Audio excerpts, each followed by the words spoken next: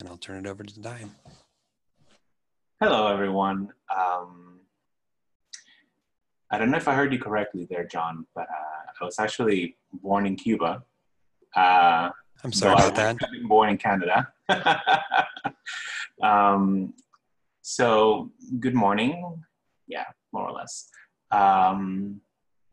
The topic of my talk today here is making peace with extinction, inspired by a blog post that I created a while ago, which itself was inspired by a class that I gave to my students in middle school science, and noticed by John, and I expanded it for our service here today.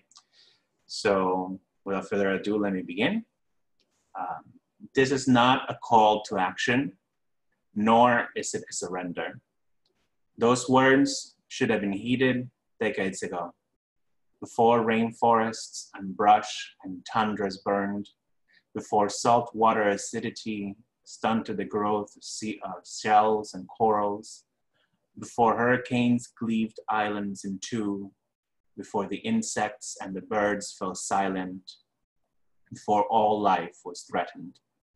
Our hands, evolved to minuscule precision, are no longer at the helm of this great habitat. Our feet may pound the pavement and our mouths may chant pithy slogans, but our ears refuse to listen. It is a time of mass extinction, and this is where we adapt and make peace with endings. More than 50 years ago, our scientists noticed the first signs of a changing planet. Their early models warned that so long as our industrial society continued to rapaciously burn through fossil fuels and ecosystems, Earth's spheres will become destabilized.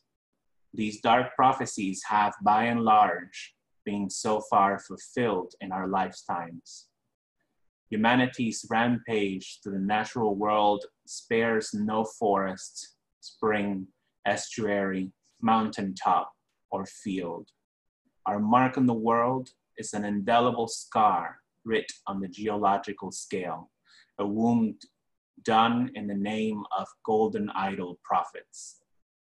A common measure of this catastrophe, the level of carbon dioxide in the atmosphere, continues to rise as predicted. In response, monthly temperature records shatter historical highs. Its effects on the ocean, weather, and health worsens every year. A World Wildlife Fund report 2 years ago estimated a decline of 60% of the populations of mammals, birds, fish, reptiles, and amphibians on average in the time that we have witnessed this unfolding catastrophe. About half of the planet's shallow water corals have disappeared, and about a fifth of the Amazon is likewise gone. This was before the catastrophic fires of 2019, which further damaged the area. This does not mean that more than half of the animals alive in 1970 are now gone, but that these collapsing populations signal a new fragility in our world. Almost always, reports show, this change is due to direct human activity, such as indiscriminate use of pesticides, deforestation, poisoning of waterways and wetlands, and the warming planet. Perhaps all this death weighs heavily on our conscience, if it has found expression through our numbed witness of real life, real-time disasters on the screen. Even before I was fully conscious of these morbid truths, I felt the uneasiness that many of us felt and continue to feel. The year-by-year quieting of wild voices in our cityscapes as species vanish or adapted to evade human contact. The threat and the retreat of the world from our built environments first came to the fore of my awareness as I entered college in 2003. with all the naivety of youth, helped me believe that what hadn't been fixed in more than 3 decades could still be solved. My university campus was locally known for its burrowing owl population and nearby gumbo limbo trees. It was, in fact, the reason that I chose that university to attend. As a night owl myself, I stayed up late many nights and stalked the grounds in hopes of catching a glimpse of one. When I did, I was ecstatic, sat down at the parking lot curbside to watch it from a distance. By my sophomore year, however, the university logo was changed to crashing waves, despite the apparent popular disapproval of the student body. The next year, rumors were confirmed that the university planned to relocate its boroughs somehow and pave over those tracks for more parking space and a new stadium. It was the first time I stood up for the rights of non-human beings, now appalled that their right of life was not respected as much as the rights of pavement and parked cars. Burrowing owls are considered of least concern in the endangered list, which is probably why the university felt safe in the conquest of their meager spaces. Never mind the birds had been here first, and their homes constituted a vital waypoint for an extended corridor stretching hundreds of miles through South Florida. Convenience and recreation, and the implied carbon cost of asphalt, machinery, plastics, etc., superseded a living population. The same cold calculus that led us to remove the peoples of the First Nations from their ancestral homes, to deem the wolf a nuisance fit only for removal, to level entire forests of the eastern woodlands and cut down the lungs of the earth for palm oil and cattle elsewhere. Eco-psychologists theorize that our modern culture, and to some extent, the pre-modern culture that led up to its present form of civilization, handicaps the transference of parental bonds and associations to the natural world in children. It stunts the ecological developments of individuals by focusing the formative years of childhood and adolescence towards anthropocentric pursuits, and actively teaches avoidance of nature as a hazardous and inconvenient place. After all, how many of us are not currently vexed by the blazing heat of July and the recent heat wave that gripped the nation in 100-degree temperatures? How many of us have practiced the yoga of staying so still that breath wills itself out of our lungs without moving a muscle? If culture is nothing but the sum of our actions and beliefs, then what do we add up to? We must become witnesses in the biblical sense of St. John's revelation before the healing of peace can commence. We must gain the courage of desperation felt by every human being present in this catastrophic moment of Earth's long history. We must enter the cathedral of grief and face the silent judgment of our moral imperatives for the sake of those we've forgotten to hear. It is a place full of darkness, studded with the sparkle of hopes and reason, a cocoon for potential where our future awaits to be transformed from devastation into something other. Here, we do the work of shadows, crafting the Gnostic prayers of penitent and recording whatever wisdom echoes back from living reality. We return to ourselves. The work I believe we're called to, this radical peacemaking with the forces of extinction now unleashed on this planet, happens within the mind of each, but also in the fertile, shared mindscape of bioregional populations. We return to the same ecological units all threatened species share because we recognize our place is with them in this struggle. Within ourselves, we maintain accountability for the practice and act out the authentic human nature that developed before domestication. Within our immediate and diverse populations, we receive and implement teachings of wild systems all around us. We develop kinship bonds this way with water and air and seeds, with native species, those arising, and migratory patterns, those passing, that strive toward survival. Extinction will come in stages, like moon phases and tides. Much like the planet's orbiting companion, these changes will be forced upon us and demand an adaptive response from all communities in tandem.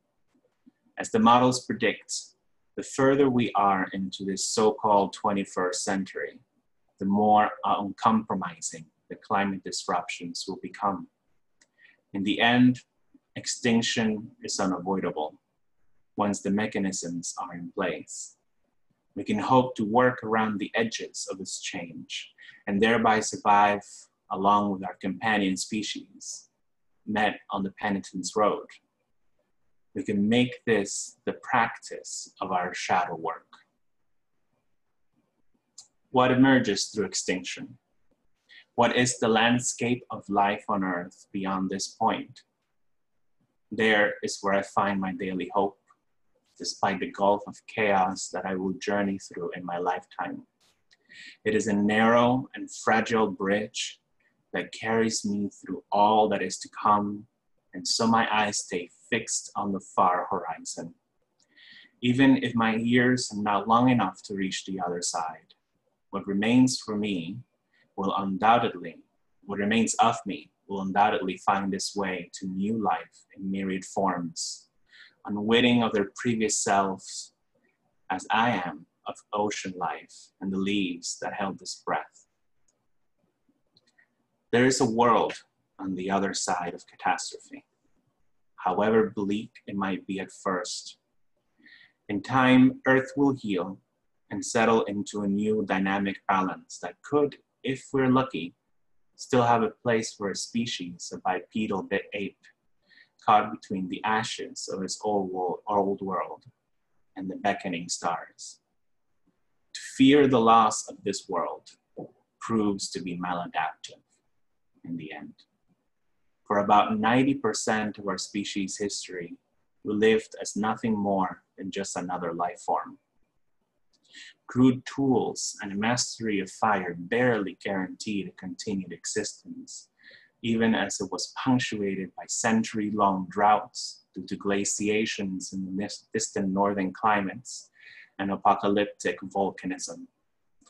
Through starvation and struggle, our ancestors encoded the strength to survive on their progeny, and they passed it on to us. It is entirely possible that human civilization will collapse before it manages to unleash its full arsenal of destruction on all life. But we are not merely civilization. We are not the brick and mortar, the rebar and the plexiglass. We are not capital gains or quarterly profits. We are not blips in the stock market of things. We are a drumbeat of lifeblood, a breath of the wild, borrowed from myriad lungs. We are the rain on the plain, the stream, the ocean, coursing through these veins and speaking the voyages through life and ice and storm. We are innumerable particles that dance on, making life anew in each miraculous form. We are the love of those known and unknown, of families and friends, of compatriots striving as we have for generations. May this be a story of the lessons learned, of overcoming the great sweep of ages. May the story be told of a species that endured. To that end, I offer this myth. An age ago, The people suffered a great sickness of forgetting. Little by little, they lost their footing on the path of being and wandered far and wide through a world of smoke and mirrors. Unable to see themselves clearly, deceived by the distortions of alienation and superiority, they crafted great wonders of earth and stone and metal. These they raised up towards the sky in desperation and defiance, seeking a glimpse of the path they had forgotten. In time, this quest was all they knew. It became their only definition for worth and purpose, centered so tightly on themselves that they even forgot each other. Suffering followed, as the people cried out and heard back only echoes of their pain. The beings of the world forgot them too, and gave up talking. They become a wounded beast, a rational species capable of calculating profit out of mass destruction. Their minds constructed falsehoods to fulfill their desires without relief or sustenance. In their wake, nightmares were carved into the land, wounds only the aged may now heal. It is said that in their last century, an awakening took place. The smoke of devastation cleared and their false mirrors shattered. A few began to remember and retell their stories, reaching out to others and shaking them awake. It was too late to stop the catastrophe then, but they saw that there was time enough to save a remnant of who they could have been all along. As their world fell apart, they banded together and wove the dream of a world to come, a prayer of hope none of them would live to see, but could live on after through the ones to come. Our forebears grew up and passed through a world of vast uncertainty, but great hopes. They carried with them the light of a dream that could not die, lest all people would be left in darkness and without direction. They sought and gained great strength from the memories of those before them, a spiritual line of wise ones stretching back down the ages. When the day came for a new dawn, our people were ready to receive it, rooted in their sacred place of being, kin to storm and earth and all the living. They found others like themselves, survivors, people who had walked the path of being. This is our age, our story, and our hopes for those who hear it.